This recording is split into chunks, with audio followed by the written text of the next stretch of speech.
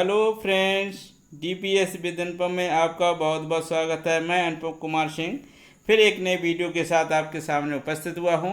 दोस्तों, आज का जो टॉपिक है लिया है हमने आधुनिक भारत के इतिहास से भारतीय स्वतंत्रता अधिनियम 1947। इसमें और देखेंगे माउंटबेटन योजना क्या है, माउंटबेटन योजना की शुरुआत कब हुई थी, और डिकी ब्रेड योजना क्या है, और प्लान बाल्कन क्या है। दोस्तों, बिल्कुल माउंटबेटन योजना को यूपीएससी की तरह दोस्तों हम डिस्कस करने वाले हैं। दोस्तों, अगर आप हमारे चैनल पर नए हैं, अभी तक आपने हमारे चैनल को सब्सक्राइब नहीं किया तो चैनल को सब्सक्राइब कर लें और बेल आइकन को प्रेस करना ना भूलें, जिससे मेरी वीडियो की नोटिफिकेशन आपको सबसे पहले मिलती रहे। दोस्तों, शुरू करते हैं आज का सेशन। दोस्तों, हमने इस सेशन में उन सभी प्रश्नों का संकलन किया है जो संभवतः किसी भी एग्जाम में पूछे जा सकते हैं। तो शुरू करते हैं आज का सेशन। दोस्तों, एक कहानी की तरह दोस्तों इसको हम देखेंगे। माउंटबेटन योजना। दोस्तों, हम इसको शुरू करने से पहले दोस्तों एक पृष्ठभूमि जान लेते हैं कि उस समय ब्रिटेन में क्या हो रहा था और भारत में उस समय क्या चल रहा था। तो अगर हम बात करें 1945-46 में जिस समय माउंटबेटन योजना लाई गई थी, तो उस समय दोस्तों जो ब्रिटेन और भारत की वर्तमान स्थिति क्या थी, तो ब्रिटेन में दोस्तों चुनाव हो रहे थे और लेबर पार्टी की सरकार दोस्तों बन जाती है, और जो प्रधानमंत्री कौन चुने जाते हैं, क्लीमेंट इटली को चुन लिया जाता है। तो दोस्तों, जिसकी हार हो जाती है वो पार्टी कौन थी, कंजर्वेटिव पार्टी की हार हो जाती है। इसके दोस्तों जो लीडर थे वो कौन थे, विंस्टन चर्चिल थे, जो कि इनसे पहले ब्रिटेन के प्रधानमंत्री थे। तो क्लीमेंट इटली से पहले दोस्तों किसकी सरकार थी, विंस्टन चर्चिल की, और ये किस पार्टी से थे, कंजर्वेटिव पार्टी से थे। दोस्तों, अब नई सरकार जो आई थी वो लेबर पार्टी की सरकार थी और प्रधानमंत्री क्लीमेंट इटली को बनाया गया था। तो 24 मार्च 1946 को दोस्तों कैबिनेट मिशन भारत पहुंचा। दोस्तों, जैसे ही क्लीमेंट इटली की सरकार बनती है और वैसे ही दोस्तों क्या होता है, ये एक कैबिनेट मिशन भारत को भेजते हैं। तो 24 मार्च को दोस्तों क्या है, एक कैबिनेट मिशन भारत आता है, और 16 मई को दोस्तों क्या होता है, कैबिनेट मिशन ने एक अंतरिम सरकार गठन करने के लिए और एक संविधान निर्माण के लिए संविधान सभा का गठन का एक प्रस्ताव पेश किया। कब, 16 मई 1946 को किसने किया, कैबिनेट मिशन, जो कि पैंथिक लॉरेंस के नेतृत्व में आया था। जिसके दोस्तों इसमें जो मेंबर्स थे, 3 मेंबर थे, और वो सभी कैसे थे, कैबिनेट मंत्रिमंडल के दोस्तों सदस्य थे, इसीलिए इसको कैबिनेट मिशन कहा गया। आगे दोस्तों देखते हैं। तो जैसे ही कैबिनेट मिशन ये कहा कि एक अंतरिम सरकार का गठन किया जाए, तो दोस्तों क्या होता है, 2 सितंबर को 1946 को अंतरिम सरकार का गठन नेहरू के नेतृत्व में हो जाता है। और उसी समय दोस्तों क्या होता है, 46 में भारत की पृष्ठभूमि अगर देखना चाहे तो 18 फरवरी 1946 को नौसेना विद्रोह हुआ था। दोस्तों, नौसेना विद्रोह होता है, और 24 फरवरी को 1946 को दोस्तों क्या होता है, नौसेना द्वारा आत्मसमर्पण कर दिया जाता है। तो दोस्तों, ये फरवरी मंथ की बात थी जब तक कैबिनेट मिशन भारत नहीं आया था। और 20 जैसे ही 18 फरवरी को नौसेना विद्रोह होता है, और 20 फरवरी को क्या होता है, क्लीमेंट इटली के द्वारा ये घोषणा कर दी जाती है कि एक भारत में कैबिनेट मिशन भेजा जाएगा। और फलस्वरूप क्या होता है, 24 मार्च को वो भारत पहुंचता है, और 16 मई को दोस्तों अपनी रिपोर्ट प्रस्तुत करता है, जिसमें कहा गया था कि भारत में अंतरिम सरकार का गठन किया जाए और भारतीय संविधान सभा एक का निर्माण किया जाए। तो जैसे ही दोस्तों 2 सितंबर को अंतरिम सरकार का गठन होता है, इससे जो मुस्लिम लीग होती है, जिसके लीडर होते हैं मोहम्मद अली जिन्ना, ये दोस्तों क्या करते हैं, 16 अगस्त 1946 को क्या प्रत्यक्ष कार्रवाई दिवस मनाने की घोषणा कर देते हैं। डायरेक्ट एक्शन प्लान की घोषणा करते हैं कि मुझे अब पाकिस्तान चाहिए, और नहीं तो हम 16 अगस्त 1946 को प्रत्यक्ष कार्रवाई दिवस करेंगे। ये किसने कहा था, मोहम्मद अली जिन्ना के द्वारा कहा गया। दोस्तों, पूरे भारत में क्या होता है, 16 अगस्त 1946 का सांप्रदायिक दंगे होने लगते हैं। पंजाब और बंगाल में दोस्तों बहुत भीषण कत्लेआम होता है। 26 अक्टूबर 1946 को दोस्तों क्या होता है, मुस्लिम लीग अंतरिम सरकार में शामिल हो जाती है। शुरू में क्या है दोस्तों, वो इस सरकार में शामिल नहीं होती है 2 सितंबर को, मगर बाद में दोस्तों क्या है, माउंटबेटन के समझाने के बाद दोस्तों क्या होता है, ये 26 अक्टूबर 1940 को मुस्लिम लीग अंतरिम सरकार में शामिल हो जाती है। 9 दिसंबर 1946 को दोस्तों क्या होता है, 9 दिसंबर 1946 को संविधान सभा की बैठक में मुस्लिम लीग द्वारा बहिष्कार कर दिया जाता है। तो जो संविधान सभा की दोस्तों बैठक होती है 1940 को 9 दिसंबर, इसमें भी क्या करता है मुस्लिम लीग इस संविधान सभा का क्या करती है, बहिष्कार करती है, इसमें भी शामिल नहीं होती है। तो दोस्तों आप देख सकते हैं कि एक तो नौसेना विद्रोह हुआ, दूसरा क्या हुआ कि ये प्रत्यक्ष कार्रवाई दिवस मना दी गई 16 अगस्त 1940, जिससे पूरे भारत में क्या है, भीषण सांप्रदायिक दंगे फैल चुके थे। दूसरा क्या है, 9 दिसंबर 1946 को मुस्लिम लीग ने इसमें दोस्तों बहिष्कार कर दिया। तो इस तरह से अब लगने लगा था कि अब ब्रिटिश सरकार का बहुत समय तक भारत में राज्य नहीं चल पाएगा। तो दोस्तों क्या होता है कि 20 फरवरी 1947 को क्या है, क्लीमेंट इटली द्वारा हाउस ऑफ कॉमन्स में घोषणा की जाती है कि ब्रिटिश सरकार 30 जून 1948 के पूर्व सत्ता भारतीयों को सौंप देगी। ये घोषणा कब कर दी जाती है, 20 फरवरी 1947 को। ये घोषणा जैसी होती है तो दोस्तों क्या होता है, 24 मार्च 1949 को लॉर्ड माउंटबेटन को बेबल की जगह वायसराय बनाकर भारत भेजा जाता है। अभी दोस्तों जो थे कौन थे, लॉर्ड बेबल, वायसराय कौन थे, लॉर्ड बेबल थे। और ये 24 मार्च 1947 को लॉर्ड माउंटबेटन को भारत भेजा जाता है वायसराय बनाकर। दोस्तों ये जो सरकार जो थी इसमें 26 अक्टूबर 1946 को जब मुस्लिम लीग इसमें शामिल होती है, ये लॉर्ड बेबल के द्वारा समझाने पर क्या होता है, इसमें शामिल होती है। और 24 मार्च 1947 को क्या, लॉर्ड माउंटबेटन बेबल की जगह वायसराय बनकर भारत आते हैं। और इसमें क्या है, ये जो थे 34वें और अंतिम वायसराय थे। कितने, 34वां और अंतिम वायसराय थे कौन, माउंटबेटन। लॉर्ड माउंटबेटन का स्वागत दोस्तों कौन करता है, तो निवर्तमान वायसराय बेबल के द्वारा किया जाता है। दोस्तों ऐसा पहली बार हुआ था कि किसी वायसराय ने एक नए वायसराय का स्वागत किया हो। दोस्तों ब्रिटिश परंपरा के अनुसार ऐसा होता था कि जब कोई वायसराय नया चुना जाता था तो जो पहला वाला चुना वायसराय होता था वो एक जहाज़ से इंग्लैंड जाया करता था और उसी जहाज़ से एक नया वायसराय आता था।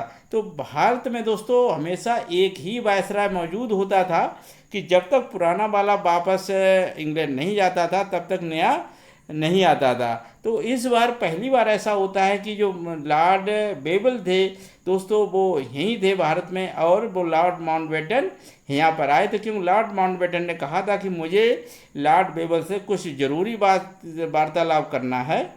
इसीलिए दोस्तों क्या होता है कि जो बेबल थे वो यहाँ रुके रहे और उन्होंने लॉर्ड माउंटबेटन का स्वागत किया। तो ये पहली बार ऐसा होता है। दोस्तों इसमें देखिए कि जो भी अभी तक वायसराय जो होते थे वो क्या सत्ता संचालन करने के लिए आते थे, जितने भी वायसराय आए, मगर जो लॉर्ड माउंटबेटन दोस्तों यहाँ शासन करने के उद्देश्य से नहीं आए। यहाँ दोस्तों क्या होता है, ये भारतीयों को सत्ता हस्तांतरण करने के लिए के उद्देश्य से भारत आते हैं। तो ये अपने आप में एक नई बात है कि जो भी वायसराय आया था वो क्या है, भारत में शासन करने के लिए आए, मगर लॉर्ड माउंटबेटन शासन करने के लिए नहीं, सत्ता सौंपने के लिए इनको भारत भेजा गया था दोस्तों।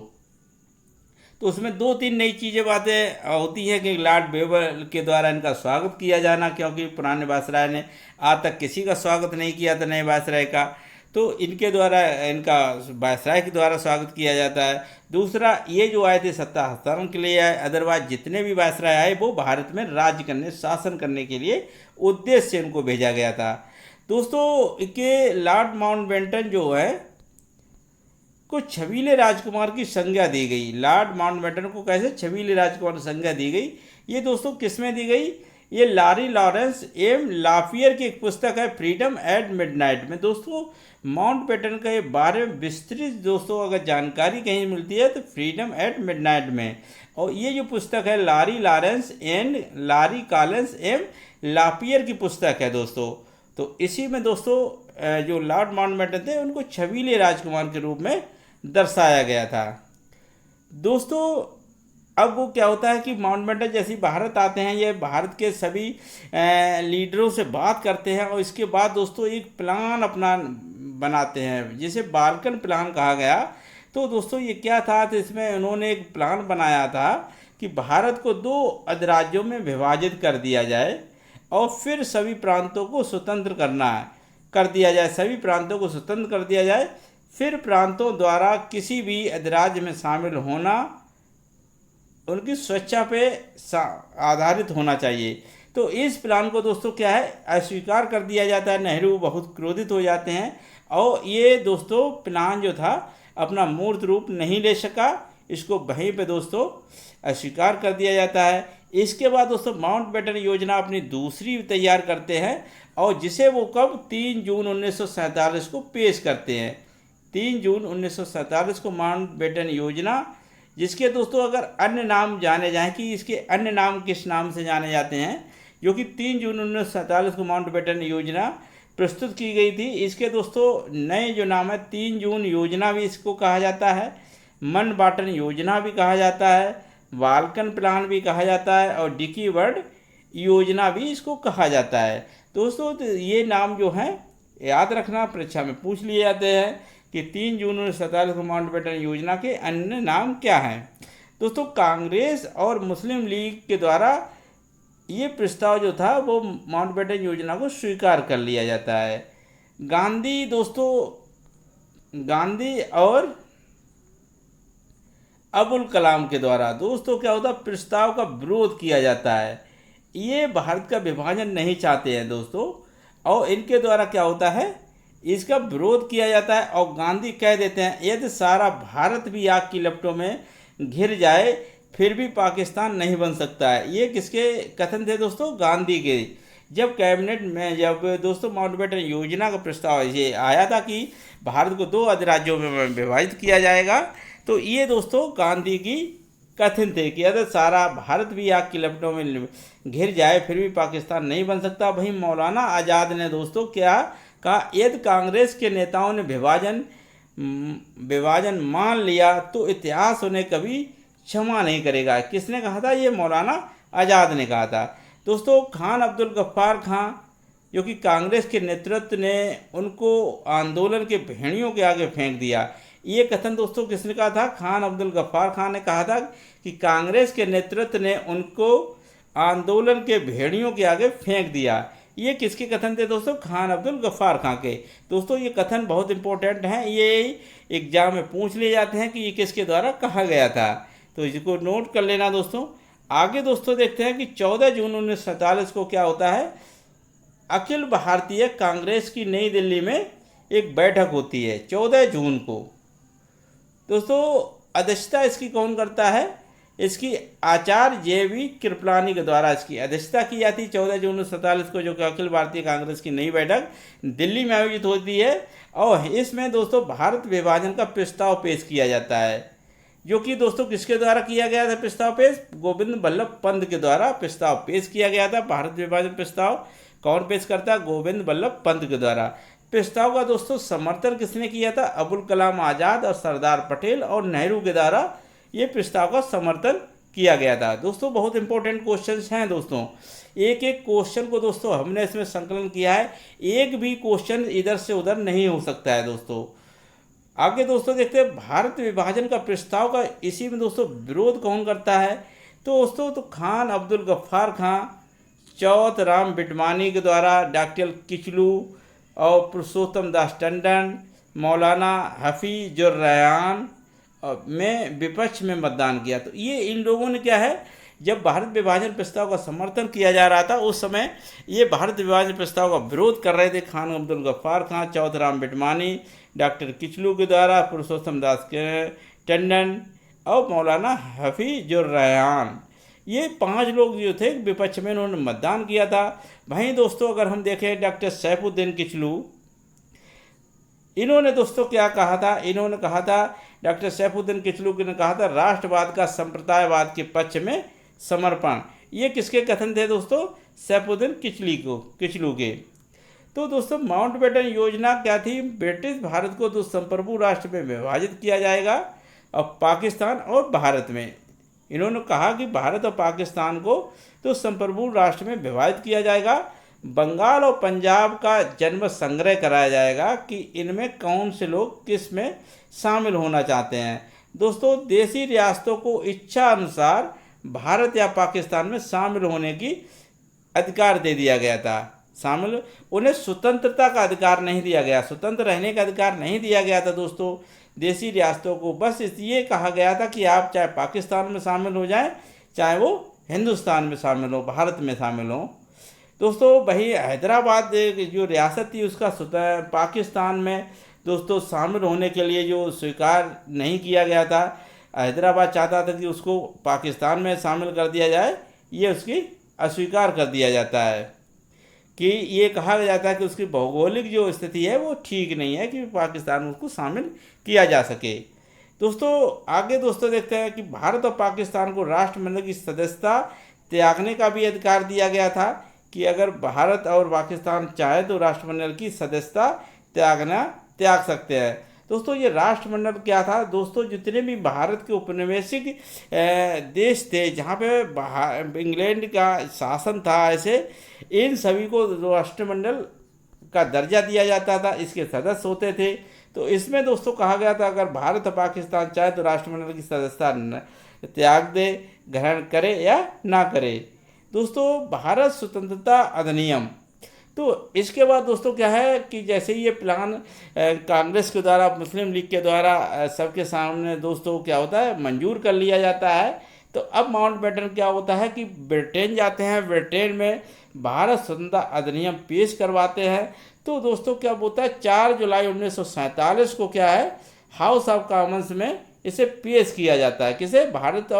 भारत का स्वतंत्रता अधिनियम को। भाई 15 जुलाई 1946 को इसे हाउस ऑफ कॉमन्स में पारित कर दिया जाता है।